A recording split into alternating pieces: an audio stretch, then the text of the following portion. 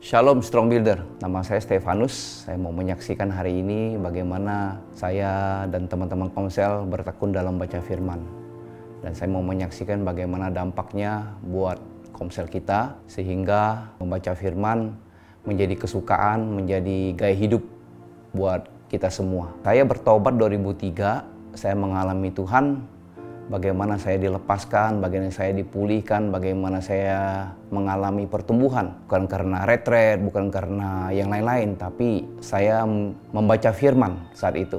Jadi waktu saya merintis komsel 2 tahun yang lalu, saya mengikarif buat teman-teman semua bagaimana bertekun baca firman. Kebetulan Bill itu ada di Pandu, dalam berapa tahun kita dipandu untuk baca firman.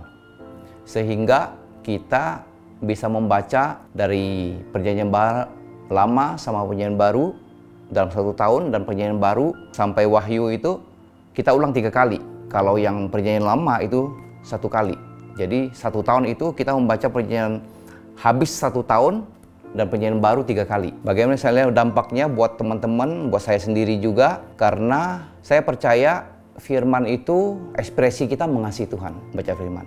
Yang kedua, ekspresi kita mau mengenal Tuhan. Yang ketiga, bagaimana kita menjaga hubungan kita bersama Tuhan. Jadi saya lihat bagaimana dampaknya buat saya, buat teman-teman di komsel, tantangannya tentu ada. Jadi ada sebagian teman-teman di komsel juga yang malas, yang bolong, dan yang nggak baca firman. Tapi setiap minggu bagian saya mengingatkan, mengingkari buat teman-teman di komsel untuk membaca firman. Dan ada yang begitu antusias membaca firman, dan saya melihat bagaimana perubahan hidupnya, bagaimana imannya bertumbuh, bagaimana dia mengalami Kristus. Dan yang hebatnya, kita dalam 1 tahun ketika kita bertekun, kita mulai merintis komsel baru lagi. Karena Tuhan kirimkan jiwa-jiwa, Tuhan kirimkan pemimpin yang begitu juga antusias. Sehingga di komsel kita begini nih, saudara-saudara, kita membuat satu absenan. Ketika ada baca, kita absen, kita list. Saya baca list.